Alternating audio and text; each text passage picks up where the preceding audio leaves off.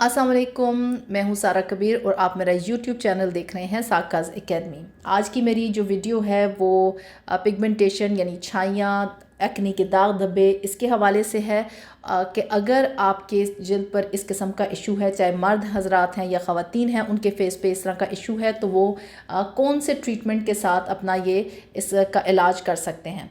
मेरी आज का जो ट्रीटमेंट है वो माइक्रो नीडलिंग है और माइक्रो नीडलिंग के साथ आप किस तरीके से घर में अपना ये ट्रीटमेंट कर सकते हैं, आज मैं इसके बारे में बात करूँगी। मैं अपनी ये वीडियो जब मैंने स्टार्ट की तो उस वक्त मेरे फेस के ऊपर मेकअप किया हुआ था और ये मैंने ख़ास तौर पे मेकअप किए हुए फेस को मैंने इसलिए सिलेक्ट किया ताकि अगर आपके पास अगर आप प्रोफेशनली ये काम कर रही हैं या अगर आपने ख़ुद मेकअप किया हुआ है तो आपको पहले मेकअप किस तरीके से क्लीन करना है ये भी आपको बता दूँ। मेकअप क्लीन करने के लिए मैंने माइसेलर वाटर की सिलेक्शन की। माइसेलर वाटर इसलिए कि वो बहुत सा ऑयली पिगमेंट जो भी आपके मेकअप का होता है, ख़ास तौर पे आईज़ मेकअप का, मस्कारा हो गया या लिप मेकअप का, तो वो बहुत अच्छे से क्लीन हो जाता है। मैंने माइसेलर वाटर में दो कॉटन को के जो पैच थे इनको मैंने डिप किया और डिप करने के बाद मैंने इसके साथ फर्स्ट मैंने आईज़ को बहुत अच्छे से क्लीन किया, देन मैं लिप मेकअप को क्लीन कर रही हूँ और फिर मैं माइसेलर वाटर के साथ ही जो मेरा फाउंडेशन वगैरह लगा हुआ है, बेस बनी हुई है, उसको क्लीन करूँगी।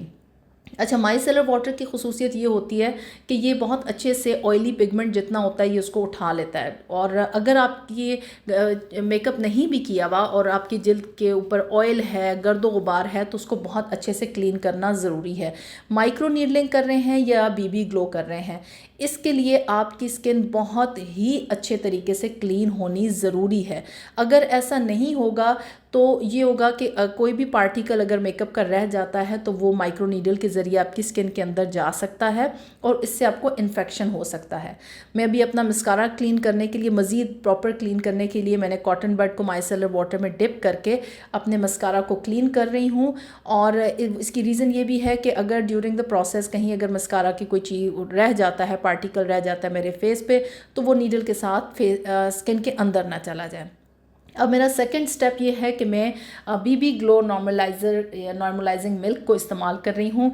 ये स्पेशल क्लेंजर है जो कि डीप क्लेंजिंग करता है और इसके जो ख़ास जो इंग्रेडिएंट्स हैं उनमें विच हेज़ल शामिल है जो कि जिल्द को बहुत डीपली साफ़ करता है और जिल्द को रिलैक्स करता है।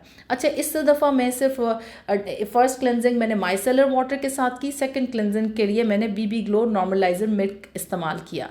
अब मैं थर्ड स्टेप पे आ गई हूँ और थर्ड स्टेप में बीबी ग्लो एक्सफोलिएटर को यूज़ कर रही हूँ। ये ख़ास तौर पे डिज़ाइन किया गया है बीबी ग्लो और माइक्रो नीडलिंग के लिए, क्योंकि इसके जो इंग्रेडिएंट्स हैं उनकी वो आपकी जो डेड स्किन होती है यानी मुर्दा जिल्द होती है उसको बहुत अच्छे से साफ़ करके जिल्द को ट्रीटमेंट के लिए रेडी कर देते हैं।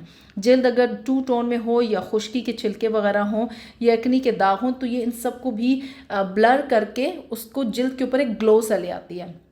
अब मैं अपने थर्ड स्टेप की तरफ आ गई हूँ और थर्ड स्टेप है मेरा बीबी ग्लो ऑक्सी पील का। मैं इसको ये बहुत एक ज़बरदस्त किस्म की इंजाइमेटिक पील है और ये माइक्रो नीडलिंग हो या बीबी ग्लो दोनों में, क्योंकि जिल्द को डीप क्लीन करना बहुत ज़रूरी होता है और इसके जो इंग्रेडिएंट्स में है जिंक ऑक्साइड, पपाया, जो कि जिल्द को डीपली साफ़ करते हैं और जिल्द को ऑक्सीजन, सबसे इंपॉर्टेंट चीज़ ये है कि जिल्द को ऑक्सीजन देते हैं जिससे जिल्द आपकी फ्रेश लुक देती है और आप पिंकिश सी टोन आ जाती है। ख़ास तौर पे हम जैसे एशियाई लोग हैं, इन लोगों की स्किन जो होती है थोड़ी सी पेल होती है, येलो सी दिखती है। तो अगर आप इसको आप देखें कि मैं अपनी आंखों पे भी लगा रही हूँ, आईज़ के नीचे भी, कि डार्क सर्कल्स को भी ये ब्लर करेगी और ऑक्सीजन प्रोवाइड करेगी जिससे मेरी स्किन जो है वो एक इसको ख़त्म उतारने के बाद मेरी स्किन थोड़ी सी ब्राइटर दिखेगी यानी वाइटिश से दिखेगी और इसकी स्किन के ऊपर ग्लो होगा। इसको मैंने तकरीबन 8 मिनट अपने फेस पे लगे रहने दिया है, कोई मसाज नहीं किया, लगा के छोड़ दिया और उसके बाद 8 मिनट के बाद मैंने इसको वेट स्पॉन्जेस के साथ इसको क्लीन कर लिया। इससे यह है कि ये जितनी देर आपकी फेस पे लगी रहेगी, एक तो ये डेड स्किन को डिज़ोल्व करती है क्योंकि ये पील है और दूसरा ये आपकी स्किन को ऑक्सीजन फ्राहम करती है और न्यू सेल्स बनने में ये हेल्पफुल होती है। तो ये मेरी स्किन को अच्छे से इसने यानी डीप क्लीन कर लिया, मेरी जो एपिडर्मिस की जो डेड लेयर्स थी उनको उसने साफ़ कर दिया। अब चूंकि मैं ये फोर्थ स्टेप पे आती हूँ बीबी ग्लो न्यूट्रलाइज़र का मैं इस्तेमाल कर रही हूँ, क्योंकि ड्यूरिंग द पील आपकी स्किन का जो पीएच लेवल होता है वो बैलेंस नहीं रहता, तो उसके बाद माइक्रो नीडलिंग करने से पहले पीएच लेवल को बैलेंस करना ज़रूरी होता है और स्किन को थोड़ा सा सूद करना भी, क्योंकि इसके अंदर कैमोमाइल है, क्यूकम्बर के एक्सट्रैक्ट्स हैं जो कि स्किन को मॉइस्चराइज भी करते हैं और सूदनेस भी देते हैं। तो ये बहुत ज़्यादा ज़रूरी होता है कि आपकी स्किन आपने माइक्रो नीडलिंग से पहले आपकी स्किन के अंदर मॉइस्चर होना चाहिए। अब ये चूँकि ये सारे स्टेप मेरे क्लेंजिंग के स्टेप थे, अब मैं प्रॉपर माइक्रो नीडलिंग की तरफ आ गई हूँ। और मेरा पहला जो मैं एम्प्यूल यूज़ कर रही हूँ ये एक्वा स्टेम सेल एम्प्यूल है। ये जिल्द को मॉइस्चराइज भी करेगा, हाइड्रेट भी करेगा और ग्लो भी लेके आएगा, और ये एंटी एजिंग भी है। इसके इंग्रेडिएंट्स में हाइलोरॉनिक एसिड है, एलोवेरा है और ग्रेप सीड एक्सट्रैक्ट्स हैं। और दूसरा जो मेन जो पिगमेंटेशन के लिए या एक्नी स्कार्स के लिए जो एम्प्यूल है वो है वाइटनिंग स्टेम सेल। ये छाइयाँ होंगी, एक्नी के दाग हो गए, झुर्रियाँ, ओपन पोर्स, इन सब के लिए ये जो आप वाइट कलर में देख रहे हैं ये एम्प्यूल ये उस लिए है।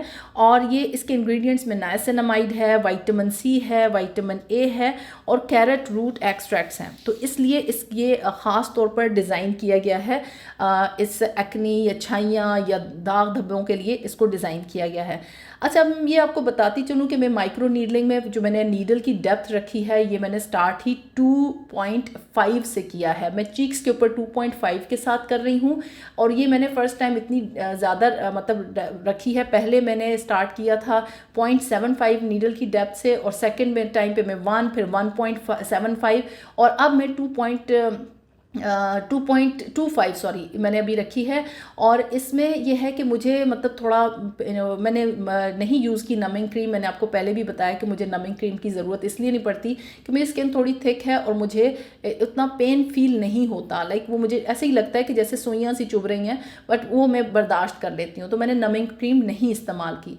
लेकिन अगर किसी की स्किन सेंसिटिव है और पतली है तो वो नमिंग क्रीम लाजमी इस्तेमाल करें। वो ये स्टेप बगैर नमिंग क्रीम के ना करें। अगर आपको नमिंग क्रीम लगानी है तो पहले आप नमिंग क्रीम लगा के उसको तकरीबन 25 मिनट लगा रहने देंगे, फिर उसको प्रॉपरली पूरा क्लीन करेंगे, फिर आपका क्लेंजिंग के स्टेप्स होंगे सारे, वो जितने भी क्लेंजिंग के स्टेप्स हैं वहाँ से आप फिर स्टार्ट करेंगे। और फिर उसके बाद आपने ये जो मैं अभी आप देखे हैं कि मैं अपने जो सीरम फेस पे लगा रही हूँ, पहले मैंने एक साइड पे किया, फिर अब दूसरी साइड पे मैं अपनी जो माइक्रो नीडलिंग का स्टेप है वो करूँगी। और नीडल की मैंने डेप्थ आपको बता दी। चीक्स के एरिए पे मैंने ज़्यादा रखी है, माथे पे और चिन के एरिए पे मेरा जो ये नीडल की जो डेप्थ थी वो 1.75 मैंने रखी है।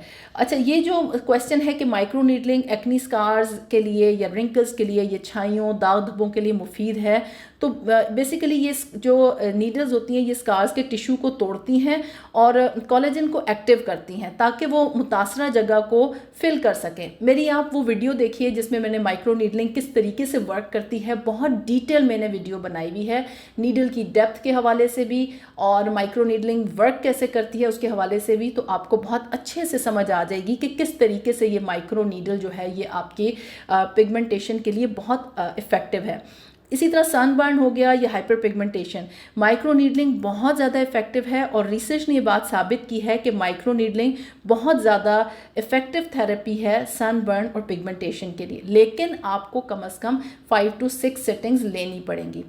अब मेरा प्रोसीजर कंप्लीट हो गया, मैंने नेक के ऊपर भी माइक्रो नीडलिंग की है और इस दफ़ा मैंने जो मास्क सेलेक्ट किया है वो साकाज़ का कैमोमाइल मास्क है। अच्छा, कैमोमाइल मास्क सेलेक्ट करने की वजह यह है कि ये एक तो बहुत सूदिंग है, हाइड्रेटिंग है, मॉइस्चराइजिंग है, जो स्किन को हील करता है क्योंकि इस दफ़ा डेप्थ मैंने ज़्यादा रखी है और ये पोर्स को भी मिनिमाइज़ करता है। और इसलिए ये जो मैंने इसको मास्क को आपने देखा, मैंने इसका मिक्स करने का तरीका पहले वाली वीडियोस में बहुत डिटेल से बताया हुआ है। मैंने इस मास्क को पूरे उसके फेस के ऊपर स्प्रेड किया और लिप्स के ऊपर भी लगाया और तकरीबन 20 मिनट छोड़ा। 20 मिनट बाद ये बहुत हार्ड हो गया था और उसको उतारना ईजी हो गया था। मैंने इसको पूरी इसके फेस के ऊपर से उतारा और अभी आप इसकी फाइनल लुक देखेंगे। मेरी ये 4th सिटिंग है माइक्रो नीडलिंग की और आई होप कि आपको इसके सारे स्टेप्स बहुत अच्छे से समझ आ गए होंगे। और इसकी जो प्रोडक्ट्स के हवाले से अगर आप प्रोडक्ट्स बाय करना चाहते हैं तो प्रोडक्ट्स की जो है वो डिटेल्स मैं नीचे दे दूँगी। आई होप कि आपको आज का रिज़ल्ट पसंद आएगा। टेक केयर, अल्लाह हाफिज़।